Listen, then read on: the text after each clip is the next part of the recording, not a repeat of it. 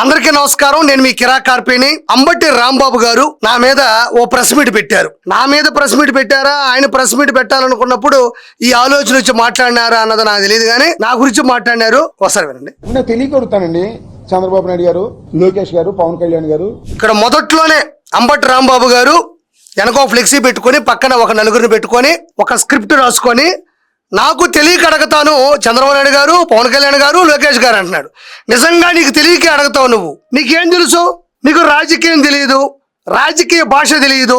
ఎంతో మునుపు నారా లోకేష్ గారు మాక్ అసెంబ్లీ అని పిల్లల యొక్క ఉజ్వల భవిష్యత్తు, రాజ్యాంగం మీద లేదంటే అసెంబ్లీ మీద వాటి మీద కొంచెం అవగాహన పెంచేందుకు పిల్లల్ని ఒక అసెంబ్లీ లాంటి దాంట్లో కూర్చోబెట్టి వాళ్ళ చేత చేయిస్తే దాన్ని పట్టుకొని అప్పటికప్పుడు ప్రెస్ మీట్ పెట్టి వాళ్ళని నిజమైన అసలైన అసెంబ్లీలో ఆ పిల్లల్ని కూర్చోబెట్టచ్చా అన్నాం. అక్కడ పత్రికా విలేకరులు సార్ అది నిజమైన అసెంబ్లీ కాదండి, మాక్ అసెంబ్లీ అనగానే అవునా అయితే నాకు తెలియదు, సార్ దాని గురించి వదిలేద్దాం అన్నావు. అది తెలియదు నీకు. దానితో పాటు పత్రికా విలేకరులు పోలవరం ప్రాజెక్ట్ ఎంతవరకు వచ్చింది అని అడిగారు నేను. ఎందుకంటే నువ్వు ఒక నీటిపారుదల శాఖ మంత్రివి, నీకేదో పెద్ద నాలెడ్జ్ ఉంది, అవగాహన ఉంది అనుకున్నారు. కానీ మన దగ్గర ఏమీ లేదన్న సంగతి వాళ్ళకి తెలియదు కదా. అడగగానే పోలవరం ప్రాజెక్ట్ అనేది వెరీ డిఫికల్ట్ ప్రాజెక్ట్, అది ఎవరికి అర్థం కాదు, ఎందుకంటే నాకు అర్థం కాదు కాబట్టి, నాకు తెలియదు కాబట్టి అన్నావు. ఒక నీటి పారుదల శాఖ మంత్రులుగా ఉన్నావు, రాజకీయంలో ఉన్నావు, దాని గురించి కూడా నీకు తెలియదు. నీకు తెలిసిందేంటి? గంట అరగంట సంజు సుక్కు. నేను కాదుగా ఈ మాట్లాడేది. యూట్యూబ్ లోకి వెళ్ళి వీడియోలు ఎదిగితే నీ గురించి వచ్చే ప్రతి వీడియోలో కూడా ఇదే ఉంటది, గంట అరగంట సంజు సుక్కు. నీకేం తెలుసు? మరి తెలుసుకోవాలన్న ఆలోచన లేదు, నీకేమీ తెలియదు. కానీ అసెంబ్లీలో ఎలా ఆడవాళ్ళని దూషించాలి, పబ్లిక్ లో ఎలా టార్గెట్ చేయాలి, ఎలా అబద్ధాలు చెప్పాలి, అసత్య ప్రచారాలు చేయాలి అనేది మాత్రం బాగా తెలుసు నీకు. నాకు తెలియక అడుగుతున్నాను చంద్రబాబు గారు అంటే నీకేమీ తెలియదు. నేను చెప్తున్నాను కదా, తర్వాత ఏం మాట్లాడో విందాం. ఎవరండి కిరా కార్పినా? ఎవడండి కిరా కార్పినా? నేను ఎవడనేది నీకు బాగా తెలుసు. ఆర్కే రోజా గారిని, జగన్మోహన్ రెడ్డి గారిని, మీ వాళ్ళని అడుగు చూడు తెలుస్తుంది. నీకు కూడా బాగా తెలుసు అనుకుంటా. నేను తెలియపోవడం ఏంటి? ఎవడో కిరా కార్పి అంట. ఎవడండి కిరా కార్పి అంట? ఎవరైతే అసత్య ప్రచారాలు చేస్తారో, అసత్య ప్రసారాలు చేస్తారో, తప్పుడు ఆరోపణలు చేస్తారో, మార్ఫింగ్ వీడియోలు చేస్తారో వాళ్ళ మీద ఎగిసి పడతా ఆడే కిరా కార్పి. నా నాయకుడు నారా చంద్రబాబు నాయుడు గారు విలువలు విసరున్నటువంటి వ్యక్తి. అలాంటి వ్యక్తి గొప్ప కార్యక్రమాలు చేస్తుంటే వాటిని మీరు తప్పుదో పట్టిస్తుంటే ఎదురు తిరిగి మాట్లాడతా. నేనే కిరా కార్పిని. నేను ఏ విషయంలో అయినా సరే వైఎస్ఆర్సీపీ చేసేటువంటి అసత్య ప్రచారం అయినా సరే వాటిని తిప్పికొడతా. నేను బాగా తెలుసు. నేను తెలియకపోవడం ఏంటి నీకు? ఏదో తెలియనట్టు, ఈ మధ్యన తెలుసుకున్నట్టు, ఎవరో రాసిచ్చినట్టు నీకు తెలియదా నేను ఎవరో? గతంలో కూడా నా మీద ప్రెస్ మీట్లు పెట్టావుగా, మరి ఈ మధ్యలో ఏమొచ్చింది నీకు? ఎవడండి ఆర్పి అంట? ఇన్ని బూతులు మాట్లాడతాడు సీమరాజు. ఎన్ని బూతులు మాట చూశారుగా. వాళ్ళనేమో మీరు పెట్టుబడి పెట్టి మాట్లాడిస్తారు, వాళ్ళ మీద యాక్షన్ తీసుకోరు. ఇప్పుడు ఎన్ని బూతులు మాట్లాడతాడు అంటున్నావు.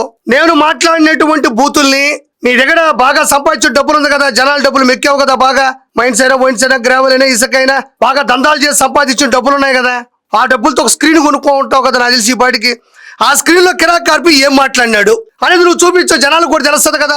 జనాలకి నా గురించి తెలియకపోవడం అంటే ఏమీ లేదు. నా వీడియో జనాల్లోకి వెళ్తే అందరికీ కనబడేటట్టే ఉంటుంది. అందరూ నా వీడియోల కోసం వెయిట్ చేస్తారు, చూస్తారు. ఇందులో తప్పేమీ లేదు. నేను నిజం మాట్లాడతా, నిర్భయంగా మాట్లాడతా. మీరు చేసే మోసాల్ని, పచ్చి అబద్ధాలని ఎండగడతాను. నేను మాట్లాడిన వీడియోలు నీ దగ్గర ఉంటే అక్కడే మాట్లాడుతున్నావు కదా, అక్కడే చూపించు. కిరా కార్పి ఏం బూతులు మాట్లాడినాడు, ఏం అసత్యాలు మాట్లాడినాడు, ఎవరిని ఇబ్బంది పెట్టాడు. బూతులు అంటున్నావు. బూతులు అంటే తెలుసు కదా నీకు. బూతులు అంటే నీకు బాగా తెలుసు అని నేను అనుకుంటున్నా. బూతులు అంటే ఏంటి? కొడాలి నాని, వల్లభనేని వంశీ, శ్రీరెడ్డి, బోరుగడ్డ, పంచప్రభాకర్, నల్లపురెడ్డి ప్రసన్న కుమార్ రెడ్డి, రోజారెడ్డి వీళ్ళు మాట్లాడారు చూడు, వాటిని బూతులు అంటారు.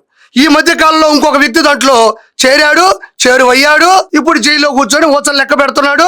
ఎలాంటి కేసులు కూడా ఆధారాలతో బయటపడ్డాయి కూడా తెలిసిందని చెప్పింది. బూతులు మాట్లాడుతున్నాడు అంటున్నావు. అసలు నీకన్నా మించిన బూతులు మాట్లాడే ఎవడన్నా ఉన్నాడా? అసెంబ్లీలో ఆడపడుచు భువనేశ్వర గారిని ఎన్నేసి మాట్లాడినావు నువ్వు? బయటకు వచ్చిన తర్వాత ఎన్ని బూతులు మాట్లాడావు నువ్వు?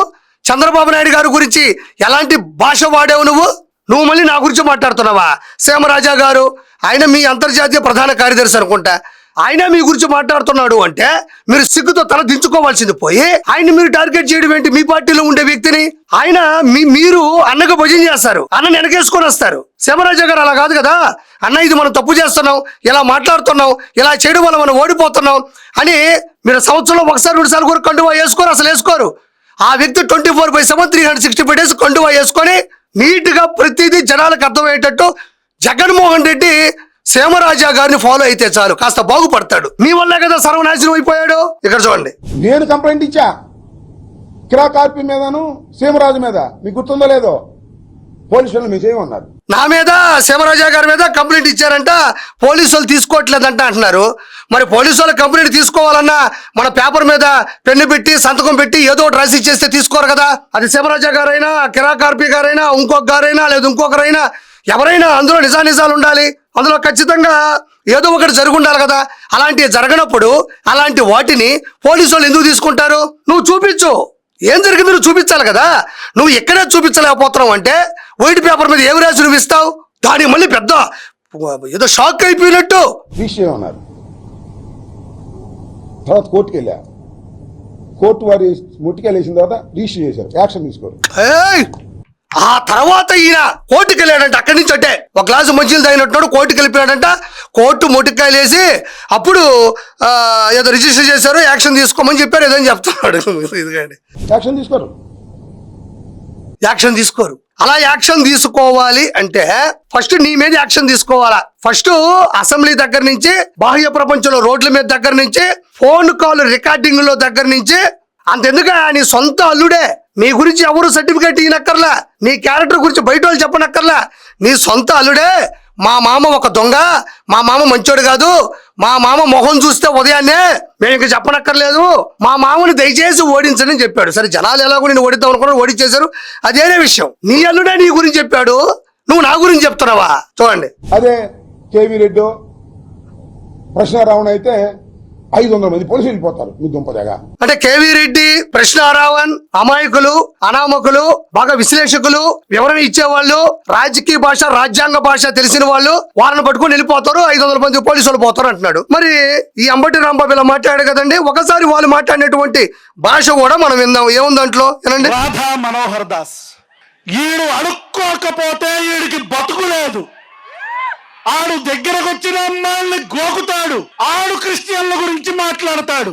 రే రాధా మనోహర్ దాస్ కొడక్క దొరుకుతావు, నువ్వు మతాల మధ్యలో చిచ్చు పెడుతున్నావు, ప్రభుత్వాలు మారతాయి కొడక, నీ బట్టలు పదీసి రోడ్డు మీద తొక్కి నారతీస్తావని పవన్ కళ్యాణ్ చెప్తాడు కదా, అలాగే తొక్కి నారతీస్తారు కొడక.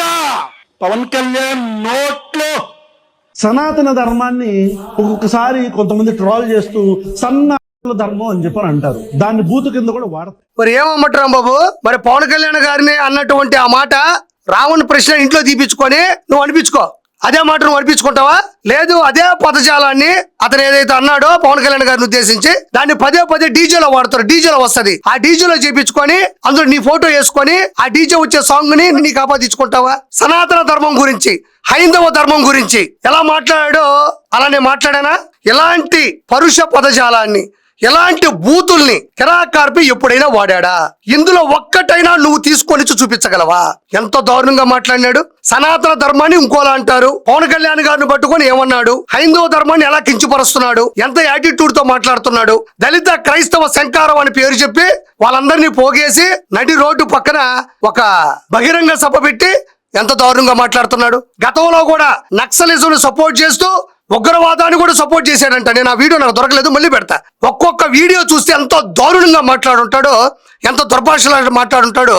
నేను మాట్లాడతాను ఇలాంటి మాటలు. ఇతను అనామకుడా, ఇతను అమాయకుడా, ఇతను ప్రశ్నించేవాడా, ఇతను మీ సోషల్ మీడియా యాక్టివిస్టా? ఇలాంటి వ్యక్తులు మీరు వెనకేసుకుని వస్తున్నారంటే ఇందుకు కదా మీరు రాజకీయాలు వెనకబడిపోయింది.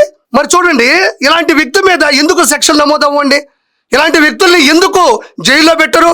ఇలాంటి వాళ్ళు ఎందుకు అరెస్ట్ చేయరు? భావ ప్రకటన అని చెప్పి మీ ఇష్ట ప్రకారం బహిరంగ సభలు నిర్వహించి దారుణంగా అధికారం మళ్ళీ వస్తే ఏదైనా మంచి పదవులు వస్తాయని ఆలోచించి ఒక డిప్యూటీ సీఎం మీద, లేదా ఒక సీఎం మీద, ఒక ఐటీ శాఖ మంత్రుల మీద, అధికారుల మీద అహంకారంతో మాట్లాడితే వినేసి కూర్చునేసి ఉంటారా?